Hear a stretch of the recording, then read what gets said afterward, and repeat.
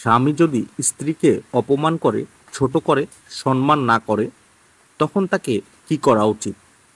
বিবাহ হলো দুজন মানুষের ভালোবাসা, সম্মান, আস্থা আর দায়িত্বের উপর দাঁড়ানো একটি পবিত্র সম্পর্ক।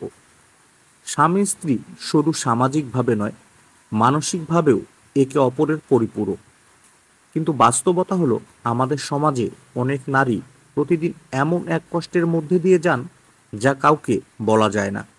কারণ তাদের জীবনের সবচেয়ে কাছের মানুষ, যিনি তাদের জীবন সঙ্গী, যিনি তার পাশে থাকার প্রতিশ্রুতি দিয়েছিলেন, সেই মানুষই যখন অপমান করে, ছোট করে কথা বলে কিংবা সম্মান না দেয়, তখন সেই আঘাত সবচেয়ে গভীর হয়।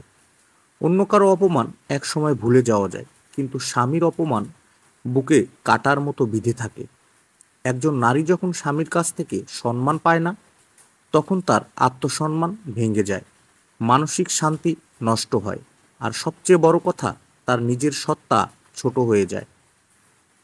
অথচ ইসলাম, নৈতিকতা, সমাজ সব জায়গাতেই স্পষ্টভাবে বলা হয়েছে, স্ত্রীকে সম্মান করা শুধু দায়িত্ব নয়, বরং একটি ভালোবাসার সবচেয়ে গুরুত্বপূর্ণ প্রকাশ।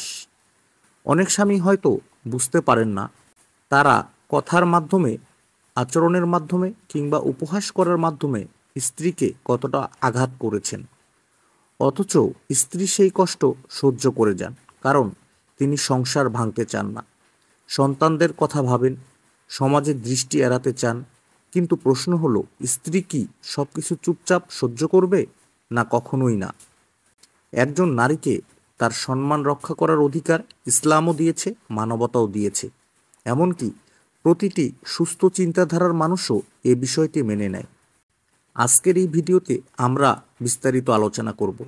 যদি স্বামী স্ত্রীর সাথে খারাপ ব্যবহার করে, অপমান করে কিংবা ছোট করে, তখন একজন স্ত্রীর করণীয় কী হওয়া উচিত? এখানে আমরা 4টি মূল দিক নিয়ে কথা বলবো।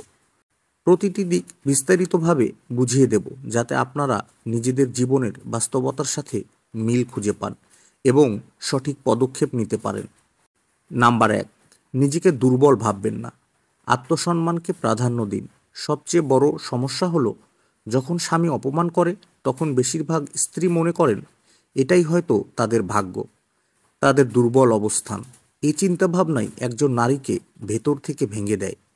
কিন্তু মনে রাখতে হবে, একজন স্ত্রীর আত্মসম্মান ঠিক ততটাই মূল্যবান যতটা একজন স্বামীর। সংসার টিকে থাকে দুজনের সমান সম্মানের উপরে, এক পক্ষের ছোট করার উপর নয়। যদি স্বামী আপনাকে ছোট করে, উপেক্ষা করে বা খারাপভাবে কথা বলে, তাহলে প্রথমেই নিজের মনে দৃঢ়তা আনুন যে আমি দুর্বল নই, আমি সম্মানের যোগ্য। আত্মসম্মান কখনো কারো দান নয়, এটি একজন মানুষের মৌলিক অধিকার। তাই চুপচাপ সব অপমান সহ্য করার নাম ধৈর্য নয়, বরং ধৈর্যের অর্থ হলো নিজেকে ভেঙে না ফেলে সঠিক পথে দাঁড়িয়ে থাকা। অনেক নারী ভয়ে বা লজ্জায় প্রতিবাদ করেন না। তারা মনে করেন প্রতিবাদ করলে সংসার ভেঙে যাবে অথবা স্বামী আরও রেগে যাবে। কিন্তু প্রতিবাদ মানে ঝগড়া নয়। প্রতিবাদ মানে হলো স্পষ্টভাবে জানানো, আমি এই আচরণ মেনে নিচ্ছি না।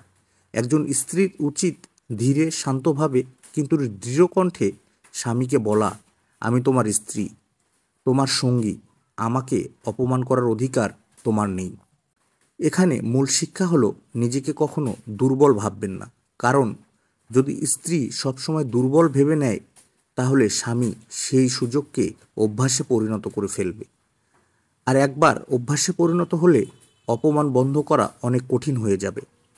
নাম্বার 2, স্বামীর সাথে খোলামেলা আলাপ করুন। প্রায়ই দেখা যায় অনেক স্বামী ইচ্ছাকৃতভাবে নয়, বরং অজান্তেই স্ত্রীকে আঘাত করেন।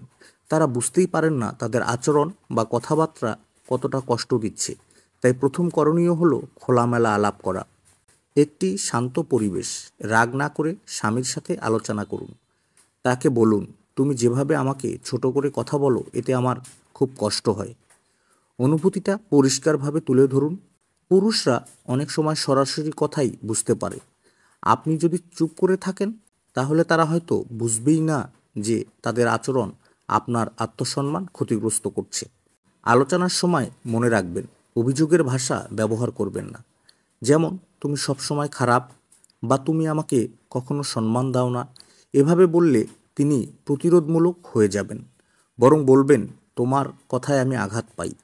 আমি চাই আমরা দুজন একে অপরকে সম্মান দিয়ে চলি। আলোচনা সবসময় সমাধানের প্রথম ধাপ। যদি আপনি ধৈর্য ধরে সঠিকভাবে আলাপ করতে পারেন, তাহলে অনেক স্বামী নিজেদের ভুল বুঝতে পারেন এবং পরিবর্তন আনেন। নাম্বার 3, সীমা নির্ধারণ করুন। অপমানকে স্বাভাবিক হতে দেবেন না।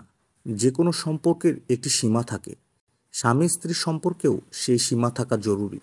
যদি স্বামী বারবার আপনাকে অপমান করেন আর আপনি চুপচাপ সহ্য করেন, তাহলে তিনি ভেবে নেবেন এটা স্বাভাবিক ব্যাপার।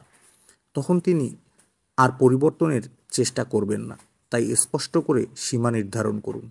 তাকে জানিয়ে দিন, তুমি যদি আমাকে অপমান করো, আমি সেটা মেনে নেব না।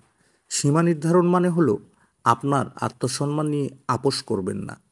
যদি একবার আপনি নীরব থেকে অপমান মেনে নেন, তাহলে পরিবারের আরও বড় অপমান আসবে।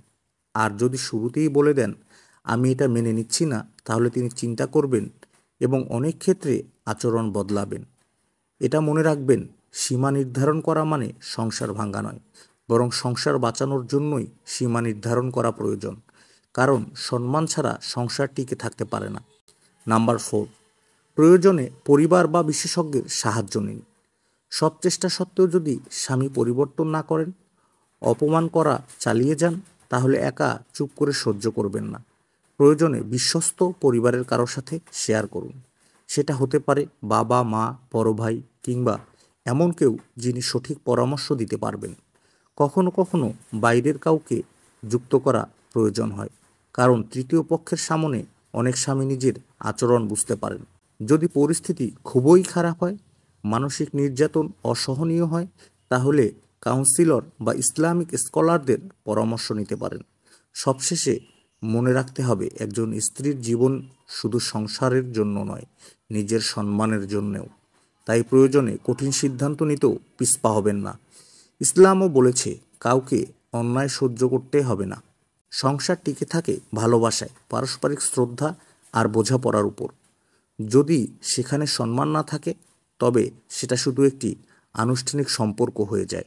একজন নারী সারা জীবন চেষ্টা করতে পারেন সংসার টিকিয়ে রাখতে, সন্তানকে সুন্দর জীবন দিতে, কিন্তু যদি তিনি নিজেই প্রতিদিন অপমানের শিকার হন, তবে সেই সংসার কখনোই সুখের হতে পারে না। আজ আমরা 4টি গুরুত্বপূর্ণ দিক নিয়ে আলোচনা করেছি। নিজেদের দুর্বল না ভাবা, খোলামেলা আলাপ করা, সীমা নির্ধারণ করা এবং প্রয়োজনে পরিবার বা বিশেষজ্ঞের সাহায্য নেওয়া।